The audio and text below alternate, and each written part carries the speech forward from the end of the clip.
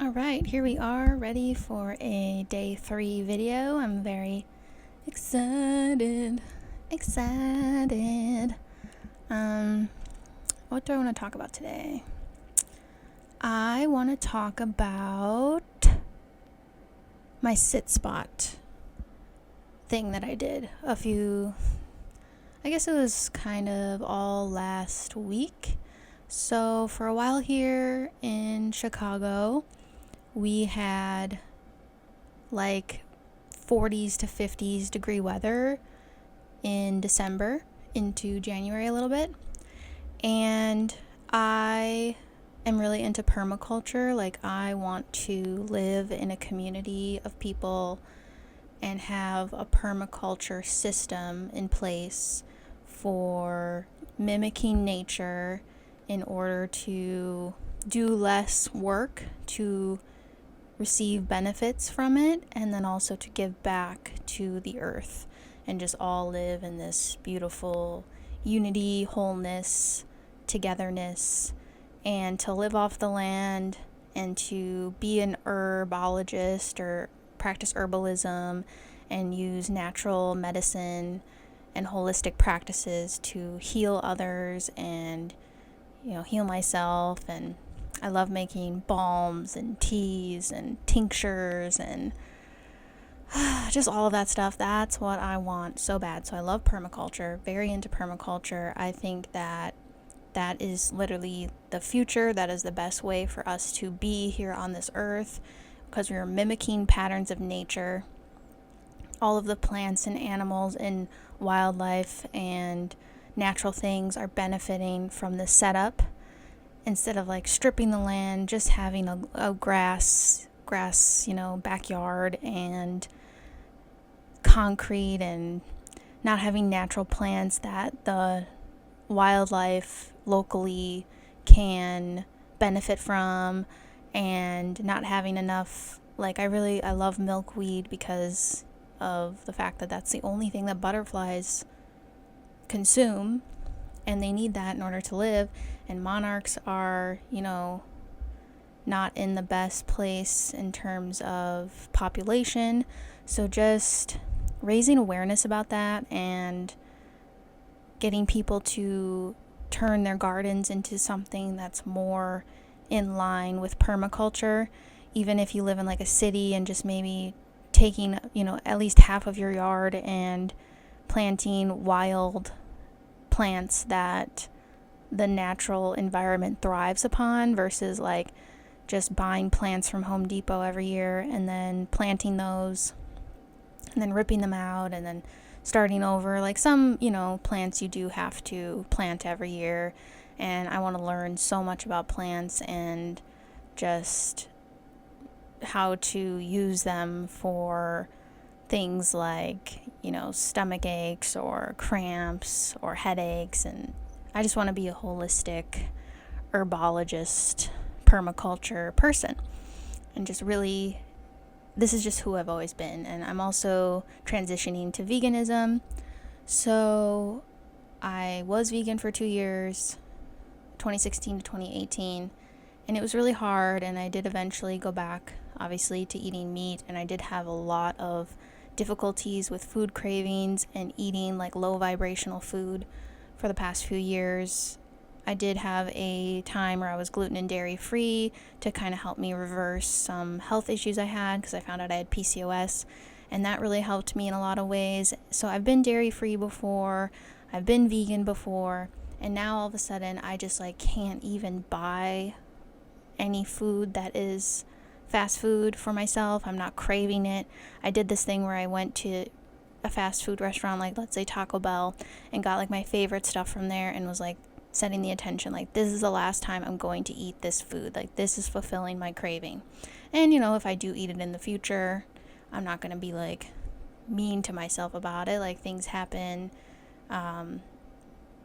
socially it's harder. Like, when you're kind of in hermit mode and so isolating yourself and kind of finding who you are and what you like, you don't realize how different it'll be once you start socializing with people again.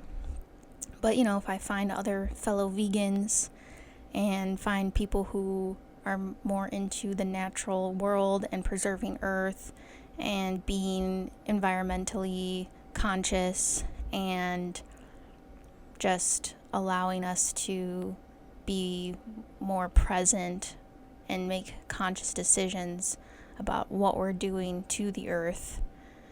When I find community like that, which I'm working on, I have found some vegan people, and I love cooking vegan. I don't like cooking meat. I hate cooking meat. Like, I've never enjoyed it. The most I do is like ground meat, like ground chicken, ground turkey, ground pork, ground beef. Like, cooking a whole chicken breast is like a lot for me. And so I haven't really cooked any meat for like the last year. So it's mostly been meat that I've eaten out or like someone else has cooked. Because like my dad will grill or something, so I'll eat like the meat he makes. But I really want to also, I know I'm going way off topic here, but I also really want to start making homemade cat food. So I will have to cook some meat in that respect. Because I don't want to, make my cat be vegan. Because I feel like that is not who they are as beings. They need meat. And I understand maybe like, once in a while I could try giving her some. But, cats are picky with their food. So they really want to eat the same thing. And sometimes you make changes. Like, my cat used to eat a variety, like chicken, tuna, and salmon. And now she's really just eating salmon. But I really want to try giving her cooked chicken, boiled chicken, and then I want to try, she has eaten pumpkin in the past, so I think she would like pumpkin. I'm going to take this as a confirmation burp. I'm working towards this, and it's going to be a lot different because I'm so used to just opening a can or a pouch and just giving that to her, and it served me in the past, but I know that going forward I don't want to have so much packaging in my life because I'm shooting for a low to zero waste lifestyle. So she is going to have to slowly transition to that. So I'm just going to make like a batch of her food, the new food, and mix it in with her current food because I just bought a new like package of her food that she eats already. And I'm still going to give her the dry food that I found, which was like on Amazon, which I don't like Amazon either, but this is the only place I can find this food and she loves it. It's like a freeze-dried food that's like raw coated. So it's like crunchy on the outside, but then like softer in the inside, and she really enjoys it. So I'm just going to keep giving her that because it's good for her teeth, because she did have some issues with her teeth in the past, and she had to get a deep cleaning where they put her down, under, not down, oh my god, cancel. But, just twilighted her to sleep so that they could do that procedure. But back to my sit spot thing, that's my whole spiel on permaculture and being more environmentally friendly and conscious and switching to veganism. The sit spot thing was an exercise that I found. I took like a mini class that was free on permaculture, just like an intro, someone that I follow on YouTube now, and they actually rent and have a permaculture system where they rent. So the person that they just rent from, they just make sure before they get into a place that they're okay with that setup. And I feel like the universe kind of does that for us, like pairs us up with people who would align with what we're looking for. So she's been able to create a whole permaculture system in her own backyard at a place she rents, which is really cool. And one of the exercises that they had us do within this little mini course was to go somewhere every day outside and sit for 10 minutes and just observe. There's so many things you can observe in nature, but like sights, sounds, all of the senses, feelings, and just what is going on around you and changes you see each time you go. And you can go at different times of the day. I mostly went around 2 o'clock each day. And I only did it 6 days because after the 6th day, I had to skip 2 days because of it either raining or being way too cold.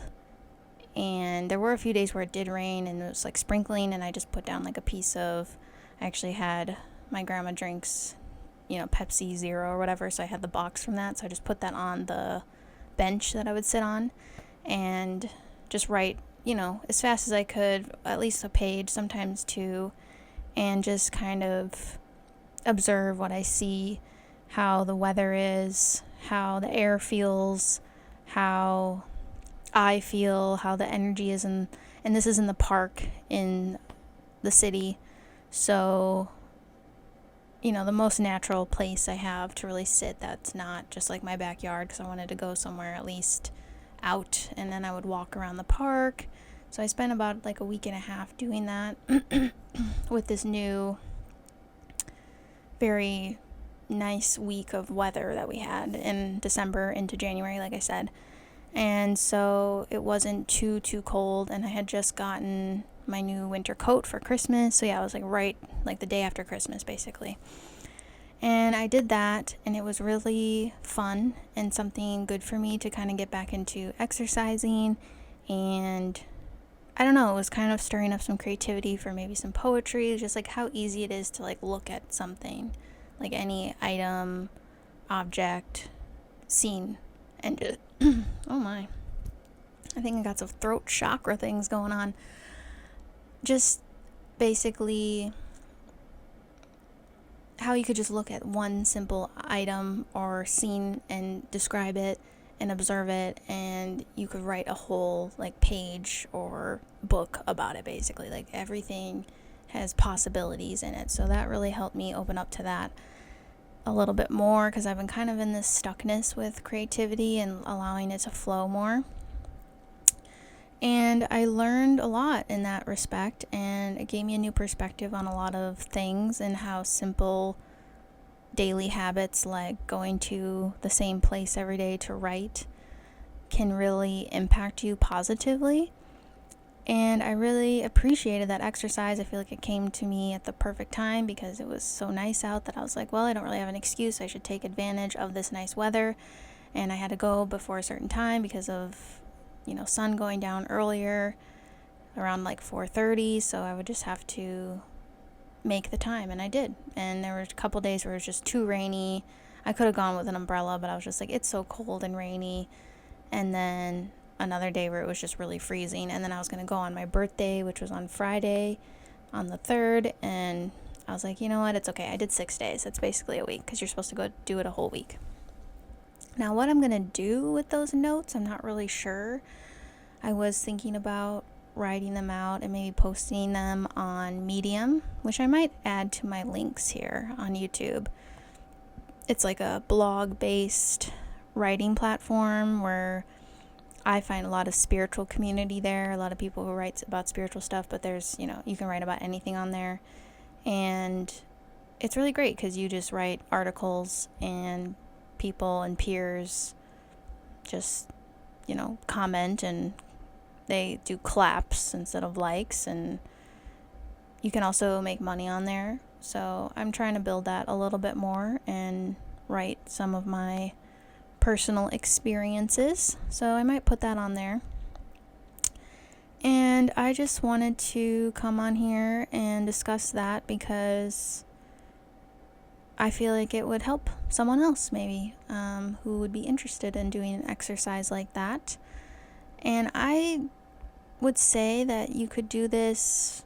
It doesn't have to be outside. You could go somewhere in public, like a coffee shop or a library, and even observe it every day, because there are small changes that happen in all these places around us. And I just think observing your surroundings and writing them down and writing about how it makes you feel and just really being in touch, it's a good like grounding exercise. So I found that very helpful, and I want to do it more, and especially as it gets nicer out.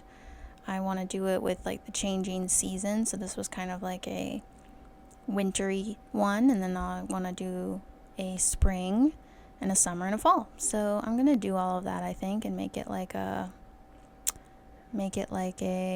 habit to do, at least quarterly, maybe more. If you would like, I would love it if you could like, comment, share, and subscribe. I am working on growing this channel, and every day I am just doing a video diary on some topic that I'm interested in.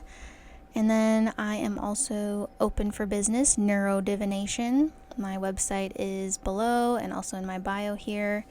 And I also have TikTok, and you can book sessions with me. I am starting out as a spiritual life coach, and I also am a healer and a psychic. if you email me and are interested in receiving a free 15 to 30 minute psychic reading, I am also open to doing that, and then I will sell you on my other services during that call. And I do have a free consultation option as well, where we can just chat about if you have any questions on what a spiritual life coach is and what kind of goals and things you're kind of working in right now, and how we can kind of navigate that together. All right, thanks so much for joining, and I will see you in the next video. Bye.